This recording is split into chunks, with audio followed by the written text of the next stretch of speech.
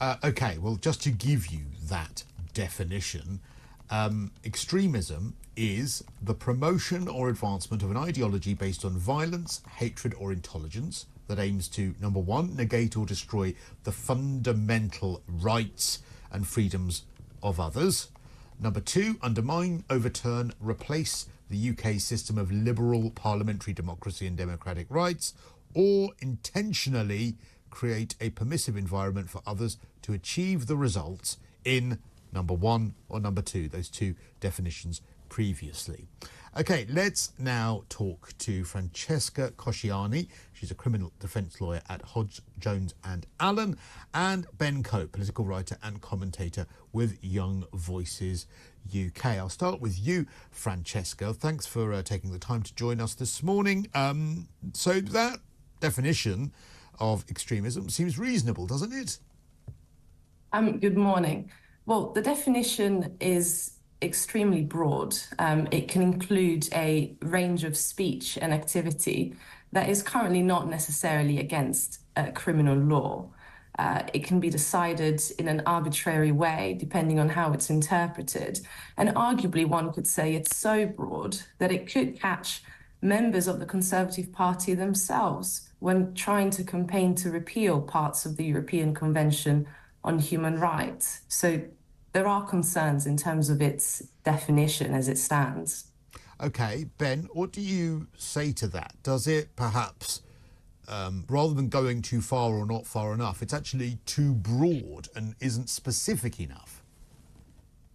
So although I'd agree with some of those claims that it might still be too broad, I think we have to acknowledge where we've come from. The previous definition, which came about in 2011, I think was way broader than this. Anything that seemed to be fundamentally opposed to British values, a very difficult to define concept, was deemed to be extreme in the way that they described British values. Anything that was against the principle of mutual respect was counted as extreme. So I think this definition is clearly a lot tighter, and I think the Conservatives are due a lot of credit for doing that in a difficult political environment where, as we've seen with a lot of the protests that are going on at the moment, it would have been very easy for them to introduce something a lot more draconian, but instead they've shown restraint and I think introduced better policy here. But the issue I have with it is a bit woolly. Negate or destroy the fundamental rights and freedoms of others. That is what a promotion or advancement of ideology based on violence, hatred or intolerance that negates or destroys the fundamental rights and freedoms of others. That is extremely subjective. And sometimes, for instance, I think when we've seen some of the protests in London on a week-by-week basis, where we've heard chants and where we've heard some intimidatory language, it's a little bit more clear-cut. But there are arguments, and I think this is where Francesca makes a fair point, that could say, well, there are members of the current government that would fall into that category. There are members of environmental groups that would fall into this category. I mean, if you are going to use intolerance or violence to negate the freedoms of others, well, half the net zero campaigners that we see on our streets are doing that. Things like Just Stop Oil, various other groups, Extinction Rebellion, as they were. So isn't this perhaps a little bit too woolly, Ben? So I'd agree with a lot of that. I think particularly the reference to intolerance and then also creating a permissive environment. I think both of those are very subjective. But I think, I'd point to where we've come from, that this is a clear improvement in difficult circumstances. I think we only need to look to the kind of advice that the government was receiving on this. Sarah Khan, the independent advisor on these matters, on extremism, was pushing for something much more, extreme, in that anything that was deemed to be an out-group, an in-group perceiving something sort of about an outgroup would be sort of anything sort of hateful in that regard would be deemed as extreme, and I think that would have been a much more troubling definition. So I think that they have shown restraint here when both their both their advisors and sort of political context might suggest that they might have gone even further. I mean, Francesca, should they have gone further in trying to be more specific? Well, I think, first of all, let's look at the purpose of this definition. At the moment, it's limited to what ministers and civil servants, to what groups they can receive funds from and to what groups they can communicate with. And of course, we don't want to live in a society that's dictated by extremism, but there can be nothing more un-British than telling British people what they can and cannot hear and what they should think as extremist or not extremist. I think there's a real risk in terms of how this could be adopted in the future. As it stands, it has no effect on criminal law, on protest law. And so one would question, well, what is the purpose of this at all? It's not like Conservative ministers are currently taking funds from some of the organisations they have mentioned would fall under the definition. Then how do you solve a problem, though, with some of the extremist chants that we've heard in London, particularly when it comes to the pro-Palestine, anti-Israel action, those sorts of demonstrations? How do you police people feeling intimidated by some of those chants? How do you police people who are being intolerant of other people holding up placards that they disagree with and those sorts of things without some sort of definition like this? The reality is that these are already being policed. The authorities have a plethora of criminal offences to address these issues, ranging from public order offences all the way to terrorism offences.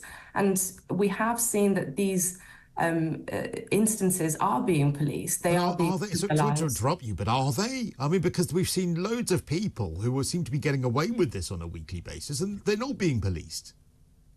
I can certainly say from our part that there are people who have certainly been arrested and are being prosecuted for the chants that they have been chanting and the signs that they have been holding. Again, there is plenty of domestic legislation that covers these sorts of offences.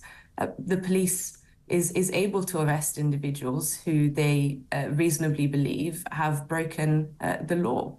So do you think then, Ben, picking up on Francesca's point, this is a failure of policing, perhaps, that is that this legislation, these definitions aren't needed because actually if the police were doing their job properly and using the existing laws to prosecute people and to find people and perhaps to pounce on them a little quicker during these demonstrations, actually these new definitions wouldn't be needed?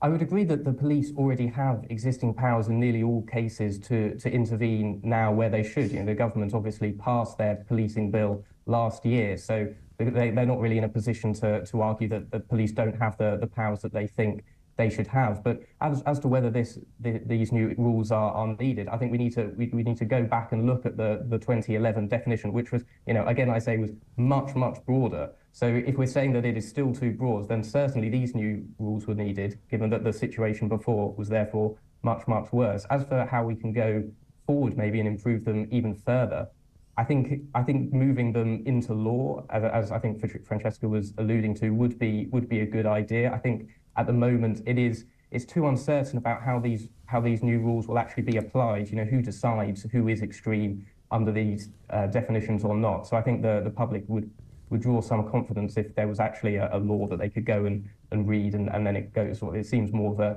official system.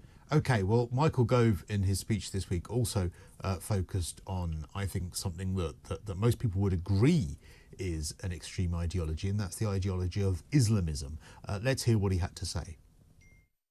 We've seen a terrible increase in anti-Semitic and anti-Muslim hate crime, as well as a very significant increase in radicalisation. Troublingly, there is also evidence that some Islamists and extreme right-wing groups and others who seek to tear our society apart are working together to maximise the reach of their message and cause. And that is why the work of civil society organisations such as the Community Security Trust and Tel Mama, as well as Muslims Against Anti-Semitism, the educational charity Solutions Not Sides, and the Forum for Discussion of Israel and Palestine is so important. Okay, Francesca, do you think that those were reasonable comments by Michael Gove? I think, again, we don't want to live in a society that's dictated by extremism. And we certainly want to ensure that people aren't led to dangerous ideologies that lead to violent attacks on other people.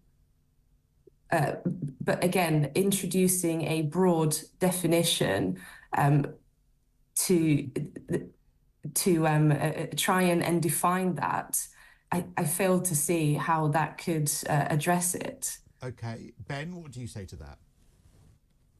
So I generally agree with Michael Gove in that I think that has there has been a troubling rise in sort of some certain negative aspects of Islamism, and I think that's why it's right to have a sort of much more targeted definition. I think the Conservatives coming under a lot of criticism for, as a lot of people expect, that they might lose the next general election, that they might be laying a lot of booby traps and a bit of a scorched earth policy for Labour, trying to trip them up with some of the new rules or laws or taxes that they're committing to. So I think actually having some sensible policy here, if anything, shows that they're committed to continuing to run the country well for as long as they are in charge. All right, Francesca Cosciani, criminal defence lawyer at Hodge, Jones and Allen, and Ben Cope, political writer and commentator with Young Voices UK. Thank you for taking the time to talk to us this morning.